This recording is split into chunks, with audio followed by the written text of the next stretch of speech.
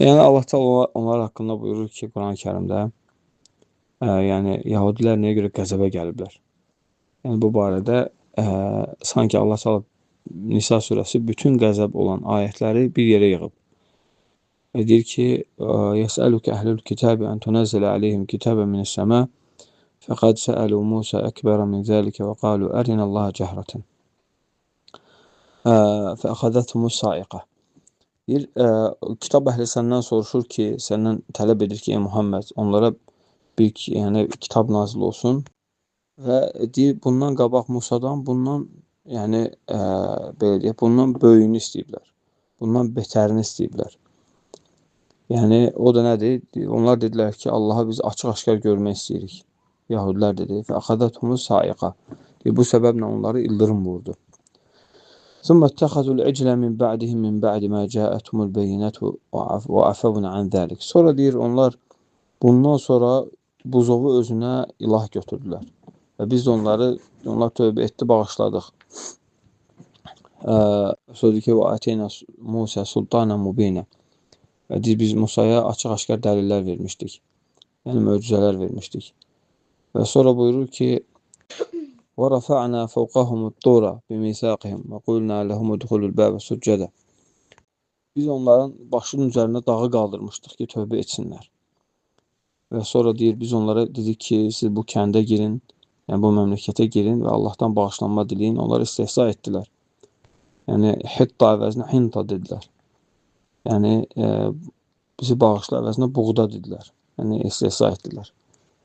Sonra 6-cı gün haqqında onlar həddi aşdılar.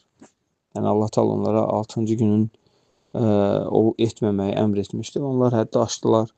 Və ona görə Allah Azza və Cəllə Allah Teala onları lənətlədi. Allahın qəzəbinə gəldilər.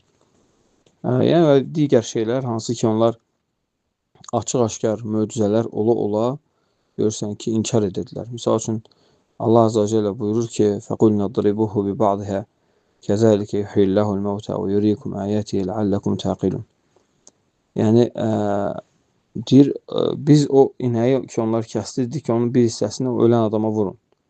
Onlar vurdular və o ölən adam dirildi və baxın, deyir, beləcə biz ölüləri dirildirik. O dirilən adam dedi ki, mən filan kəs öldürüb. Yəni, hansı ki, onun haqqında ixtilafdaydılar ki, onu kim öldürüb deyə. Hər kəs bir-birinin üstünə atırdı. فَدَّارَأْتُمْ فِيهَا. Amma o dirilən adam dirilir və deyir ki, mən filan kəs öldürüb. Bu möcüzədən sonra o yenə öz üzərindən atır. O deyir ki, o mən öldürməmişəm. Yəni, fikir verin. Belə hadisələr baş verir bunlarda.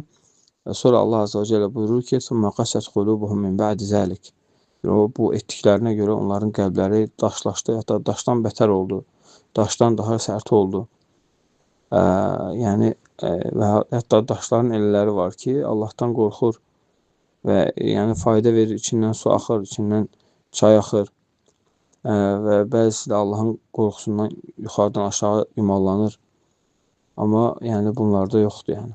Və sonra bəzi çox şeylər olub, hansı ki, peyğəmbərləri öldürmələri, yer üzərində fəsad yaymaları, bir-birlərini öldürmələri, bir-birlərini qanını töküb yurdlarından çıxartmaları o qədərdir ki, bir-birləri haqqında qeybət, nəmmamlıq və həmçinin bir-birlərinə qarşı ədəbdə, əxlaqda həddi aşmaları, açıq-aşkar dəlillər gələndən sonra bu onların ədəbi əxlaqı olub.